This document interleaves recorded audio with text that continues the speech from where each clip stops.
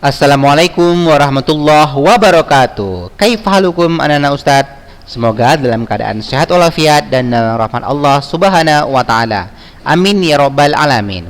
Baiklah, pada hari ini kita masuk ke pertemuan selanjutnya, di mana anak-anak Ustadz minggu lalu sudah mengikuti ujian PTS ya. Mudah-mudahan apapun hasilnya, yang penting kalian yang pertama sudah berusaha dengan semaksimal mungkin. Yang kedua, menjunjung tinggi yang namanya kejujuran ya, karena kejujuran adalah ya kebaikan.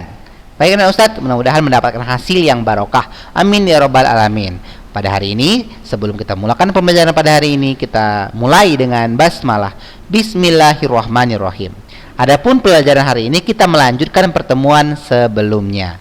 Nah, di pertemuan sebelumnya kalian sudah Ustaz berikan tugas, yaitu tugas terkait mengenai bidang miring. Nah, pada hari ini kita akan lanjutkan dan kita akan bahas dahulu bidang miring yang sudah dikerjakan ya.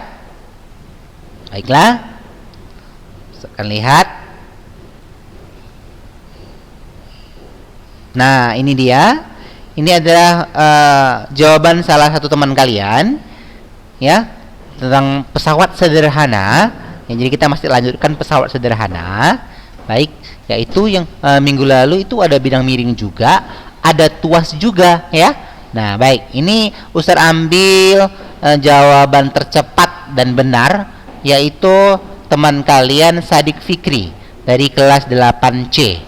Nah, baik, perhatikan soalnya. Untuk mengangkat beban 1000 Newton digunakan tuas yang panjangnya 300 cm dan lengan beban 50 cm. Hitunglah gaya yang diperlukan mengangkat bahan tersebut. Nah, kita buat diketahui dahulu ya.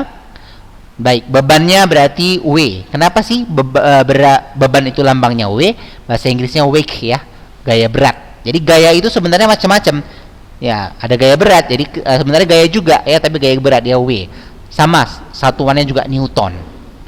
Nah, diketahui LB-nya itu adalah lengan beban ya. Di sini lengan bebannya 50 cm. Nah, pada soal tadi sebenarnya tidak diketahui lengan kuasa. Ya, yang diketahui katanya panjangnya. Ya, tuas itu berarti alatnya ya. Panjangnya itu 300 cm. Tidak diketahui lengan kuasanya. Bagaimana cara mengetahui lengan kuasanya? Mudah sekali. Kita ketahui panjang, misalnya ini ya. Misalnya panjangnya ini adalah 300 cm, panjang semuanya. Ya, diketahui lengan beban berarti panjang lengan beban dari beban ke benda, ke titik tumpu. Nah, katanya 50 cm. Artinya sisanya itulah yang merupakan lengan kuasa. Paham ya anak Ustadz ya? Nah, berarti sisanya berapa? Tinggal kurangkan saja. 300 cm dikurang dengan 50 cm. Makanya di sini Ananda Sadik Fikri sudah benar, yaitu LK-nya 250 cm. Buktikan saja 50 cm tambah 250 cm, maka hasilnya 300 cm. Paham ya anak Ustadz ya? Baik. Apakah sudah siap jawabannya? Belum. Itu masih diketahui ya. Masih diketahui W-nya ya, berat beban yang akan diangkat, lengan beban dan lengan kuasa. Ditanya berapakah kuasanya atau gaya ya. Nah, kalau gambarnya itu hampir sama seperti gambar soal nomor 2. Seperti ini, lebih kurang hanya angkanya berbeda mungkin ya. Ya, seperti ini kira-kira gambarnya. Kita akan mengangkat beban ini 1000 Newton ini dengan tenaga kita ya. Kita akan apakah ditekan ataukah diangkat ya, seperti itu ya kira-kira ya. Kalau arahnya ke bawah berarti sepertinya ini ditekan ya, Nah, F yang ditanya. Baik, kita masuk ke rumus umum. Masih ingat ya anak Ustadz rumus umumnya ya, W kali LB sama dengan F kali LK ya. Baik, itu rumusnya. Tinggal kita masukkan nilainya. W berapa W-nya? W-nya 1000 Newton. Masukkan. Kita letakkan W 1000 Newton kali, ini kali ya. LB, lengan bebannya 50 cm. Masukkan 50 cm. Sama dengan F. F-nya masih lambang. Kenapa? Karena F yang ditanya, ya kan? Seperti itu ya Ustaz ya. Nah, F-nya kita letakkan di sini kali dengan LK. LK-nya berapa? 250 cm. Masukkan 250 cm. Nah, maka kita akan kalikan F-nya ya. F yang ditanya letakkan di sebelah kiri. Nah, maka kita kalikan 1000 dikali 50 ini dibagi dengan, kenapa dibagi? Iya, karena kan tanda sama dengan ini sama dengan bagi itu hampir sama, nah Ustadz ya.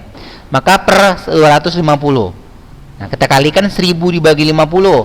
Mohon maaf, 1000 kali 50 berapa? 50.000 dibagi dengan 250 ya. Nah, nolnya habis, tinggal 5000 per 25 ya. Nah, 5000 per 25 hasilnya adalah 200 ya. Berarti gaya yang dibutuhkan untuk mengangkat beban tersebut adalah 200 Newton ya. Baik.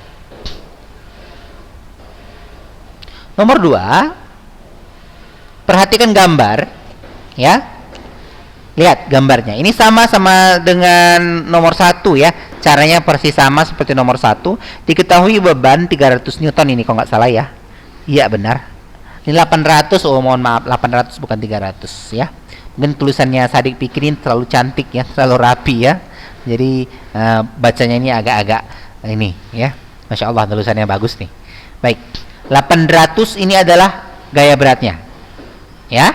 Nah, dan lengan, kalau yang jika yang dekat dengan beban namanya lengan beban ya, LB berarti. Kalau yang dekat dengan kuasa LK ya. Jangan lupa itu anak Ustadz ya.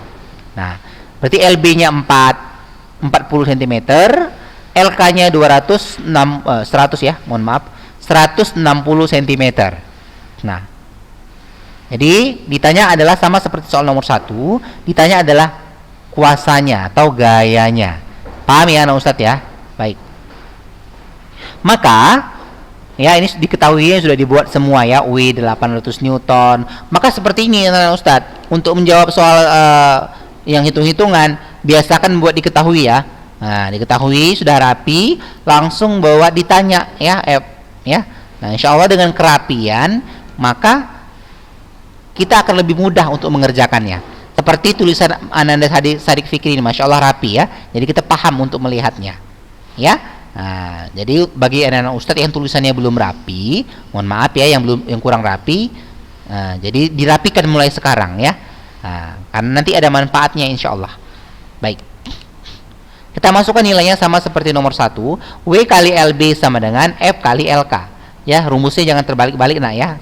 Seperti ini terus. Masukkan nilainya. W nilainya berapa? 800 masukkan ya. Kali LB-nya berapa? 40 cm masukkan. Sama dengan F yang ditanya ya, sama seperti nomor 1 yang tadi ya, kali dengan LK-nya 160 cm. Maka F sama seperti tadi 800 kali 40 dibagi dengan 160 ya. Nolnya sih kalau untuk perkalian nolnya simpan aja Ustadz ya, biar cepat ya. Nah, nolnya simpan nih yang di atas 1 2 3 ya. 8 kali 4 32. Tadi nolnya simpan 3 ya, ada 3 berarti 32.000 dibagi dengan 160. Nolnya habis, tinggal 3.200. Kenapa habis nih maksudnya ya? 01 pada 6 ini 160 dihabiskan dengan yang atas ya, 0 ya. Nah, 3.200 dibagi 16, 32 bagi 16 2 ya. Nah, 2 tambah nolnya 2 jadi 200 ya. Paham anak Ustadz ya? Jadi matematikanya ini harus juga sering diasah ya. Jadi anak Ustadz untuk pelajaran-pelajaran semua pelajaran khususnya seringlah diasah ya, supaya lebih tajam. Seperti pisau, semakin diasah akan semakin tajam. Insya Allah. Selanjutnya nomor 3 ini adalah bidang miring ya. Ini bidang miring. Baik anak Ustadz perhatikan. Untuk bidang miring ini ya, diketahui dalam sebuah gambar ada seseorang ingin menaikkan barang atau benda menggunakan bantuan pesawat sederhana berupa bidang miring dengan cara ya menaikkannya ke atas. Ya. Nah, diketahui bagus sekali. Ini dibuat diketahui ya. Biasakan Ustadz ya dibuat diketahui seperti teman kalian si Sadik ya. Diketahui W itu adalah berat benda. Ini dia beratnya ya. Oke, berat benda 4.000 Newton. H itu ketinggian bidang miring. Ini dia Ustadz ya. Ini tingginya ya. H bahasa Inggrisnya height. Masih ingat ya bahasa Inggrisnya tinggi itu height. Maka 75 cm. Ya. Nah, jadi masukkan nilainya Anak Ustadz ya. Untuk hanya 75 cm. Kenapa sih harus diubah ke meter? Ya, karena ingin menyeragamkan Anak Ustadz ya. Bagus sekali ini, ya. Menyeragamkan.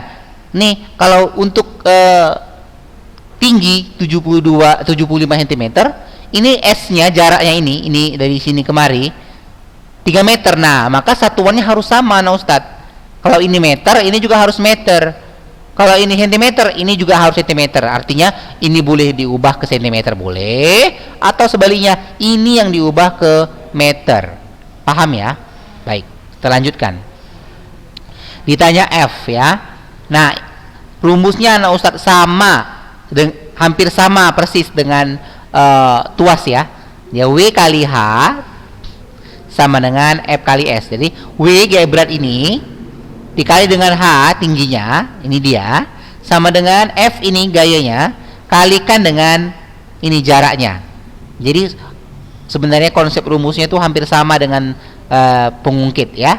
Nah, tinggal masukkan nilainya Anak Ustadz ya. Baik, W-nya 4000 Newton dikali dengan H-nya udah kita konversi ya, kita ubah ke meter ya. Jadi sentimeter ke meter ini dibagi 100, berarti 75 bagi 100 0,75. Cara cepatnya itu 75/100 itu berarti 2 angka di belakang koma ya, 0,75 meter. Baik Anak Ustadz paham ya. Nah, masukkan nilainya. Sama dengan F-nya yang ditanya, S-nya ini sudah ada nilainya, S-nya Anak Ustadz ya 3 meter 3 ya. Baik, sama seperti soal pengungkit tadi.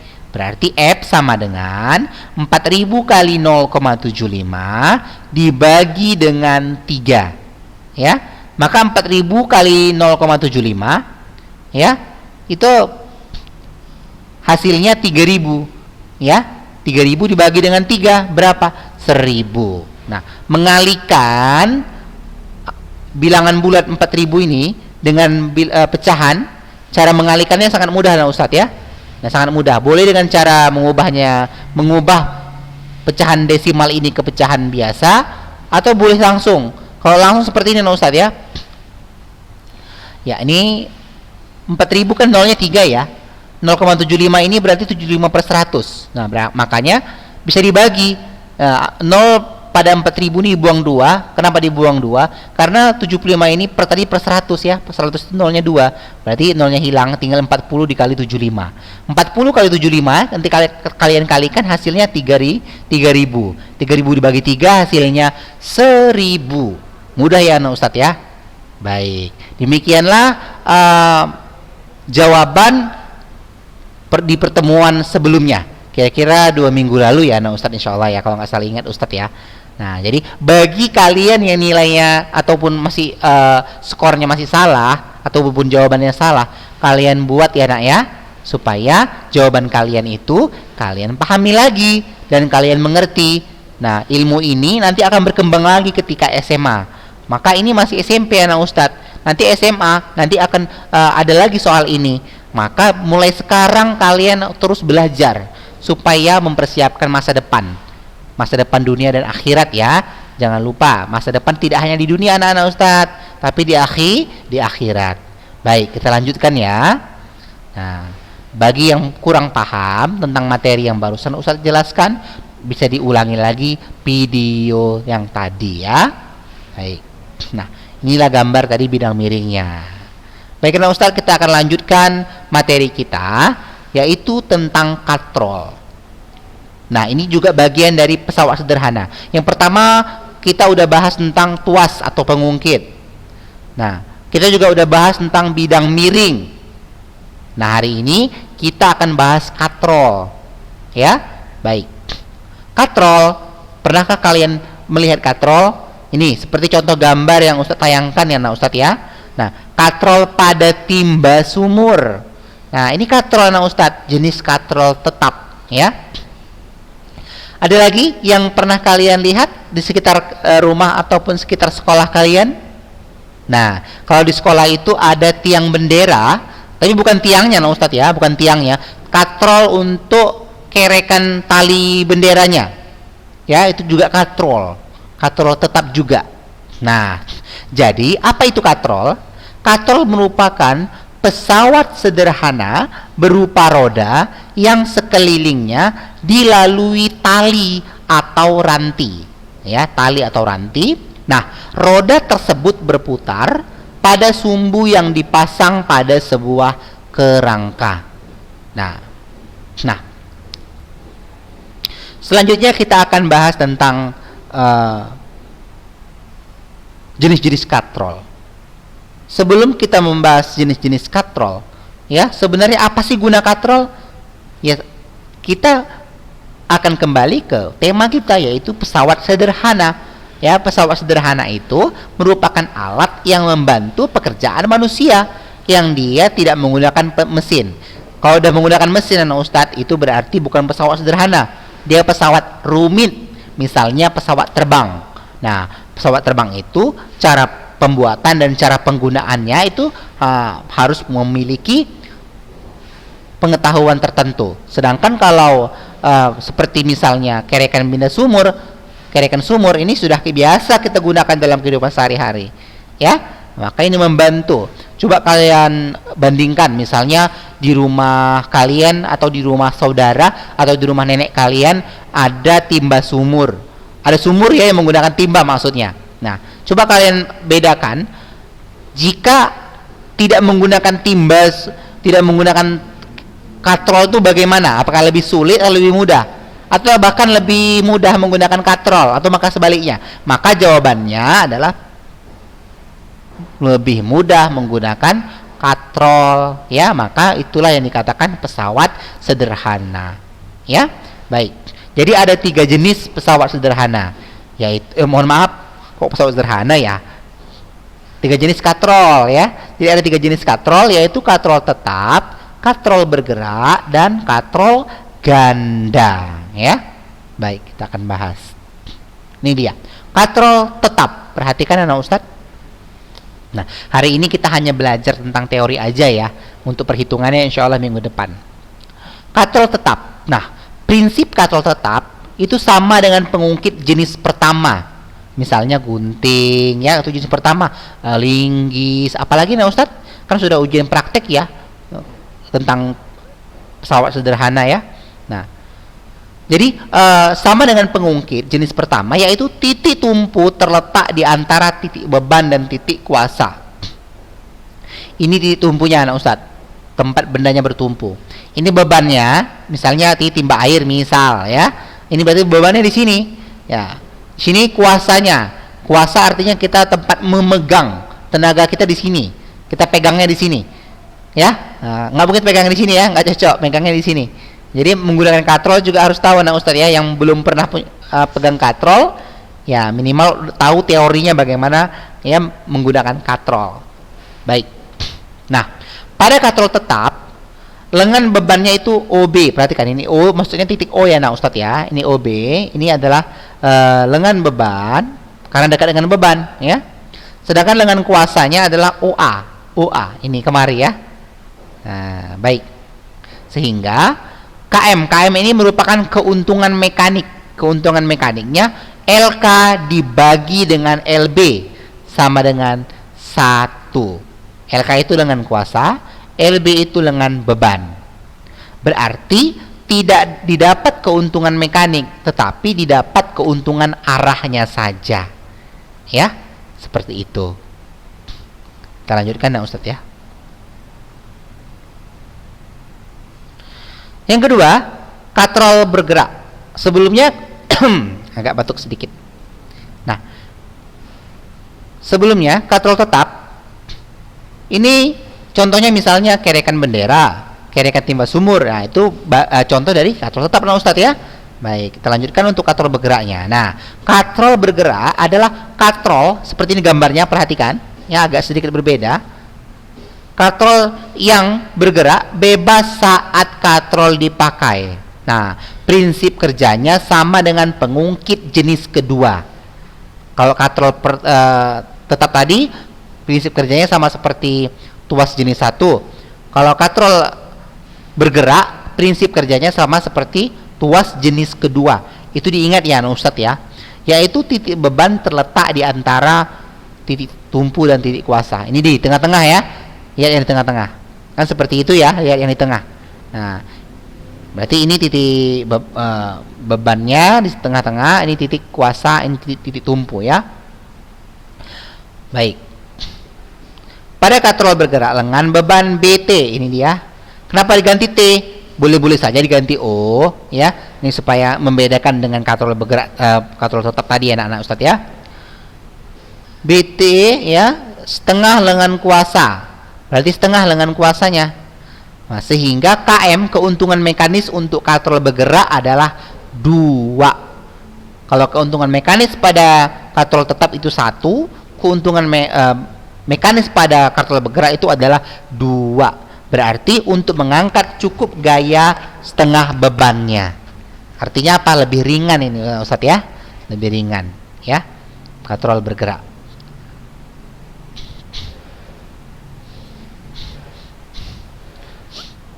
Selanjutnya katrol ganda. Nah, katrol ganda ini disebut juga dengan katrol gabungan anak Ustadz ya.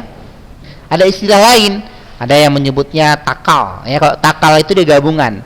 Katrol ganda ya katrol takal sama ya. Jadi untuk memperoleh semakin banyak keuntungan mekanik, beberapa katrol tetap digabung dengan katrol bergerak yang disebut dengan katrol ganda ya, atau istilahnya takal. Nah, keuntungan mekanik katrol ganda dapat ditentukan dengan menghitung banyaknya tali yang terdapat pada katrol bergerak. Jika talinya 4, maka keuntungannya mekaniknya 4 ya. Nah, lihat. Nah, 1 2 3 4. 1 2 3 4. Ada 4 talinya, berarti ada 4 keuntungan mekaniknya. Bagaimana Ustadz? Paham ya? Jenis 3 katrol, katrol tetap, katrol bergerak, dan katrol ganda ya. Baik, kita akan lanjutkan materi ini karena minggu depan insya Allah kita akan masuk ke latihannya.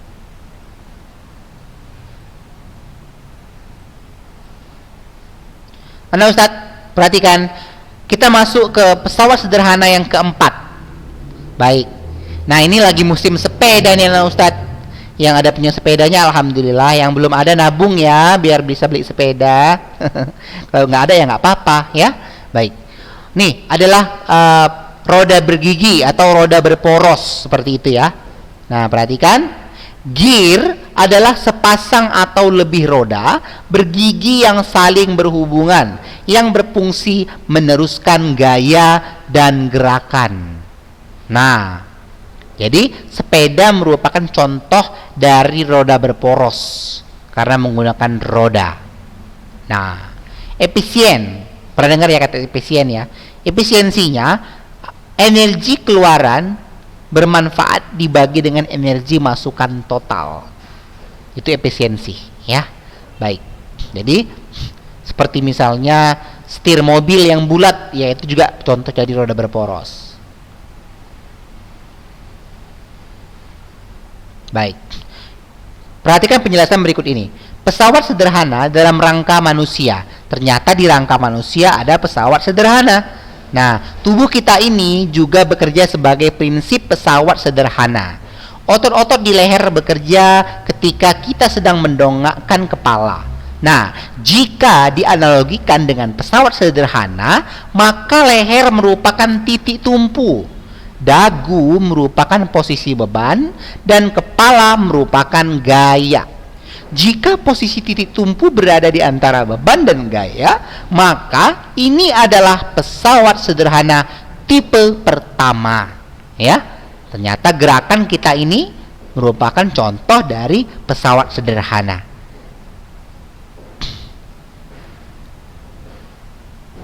Perhatikan, tahukah kalian anak-anak, ketika mengangkat beban dengan lengan tangan bagian bawah, terangkat pada prinsipnya merupakan kerja pesawat sederhana, yaitu sistem pengungkit. Nah, perhatikan gambar manusia. Ini gambar manusia ya. Contoh hanya sebagai animasi saja. Nah, ini titik bebannya di sini. Ini bebannya, kenapa dikatakan titik beban? Karena di sini kita akan mengangkat beban. Ya di sini. Nah, titik kuasanya, nah, di sinilah kita tenaga kita tuh dikeluarkan. Tumpunya di sini, ya. Tumpunya di sini. Paham enggak Ustaz ya? Nah, maka ketika di tengah-tengah titik kuasa antara siku dengan sampai di ujung jari ya, maka tipe yang ketiga, tuas tipe ketiga. Seperti itu ya Ustaz ya. Nah, ternyata waktu juga yang tidak memungkinkan dan sangat tepat sekali waktunya habis. Insya Allah minggu depan kita akan membahas soal-soal sekaligus lanjutan materi hari ini. Bagaimana Ustaz? Sudah paham ya insya Allah ya? Bagi yang belum paham, silahkan kalian ulangi video ini. Tugas kalian untuk video kali ini hanya membuat ringkasan dari materi yang Ustaz sampaikan. Dan juga bagi yang tadi di awal soal minggu lalu itu belum benar, ya diperbaiki ya, supaya bisa belajar lagi. Baik karena Ustaz harus rajin ya membuat ringkasan. Kenapa? Karena Rasulullah bersabda, ikatlah ilmu dengan tulisan. Jadi kalau kita lupa, kita bisa lihat catatannya. Ya, kalau misalnya kita lupa, kalau misalnya kita nggak mencatat, bagaimana kita mau mengulangnya? Kita tidak punya catatan. Oleh sebab itu, maka kita akan rajin menulis. Dengan rajin menulis, yang pertama, kita akan menambah pengetahuan. Yang kedua, ya kita mengikuti cara belajar yang diperintahkan oleh Rasulullah. Dan yang ketiga, kita akan belajar untuk merapikan tulisan dan banyak manfaat lainnya. Barakallahu fiik, mudah-mudahan bermanfaat. Wallahu a'lam bishawab. Jazakumullah khairan. Assalamualaikum warahmatullahi wabarakatuh.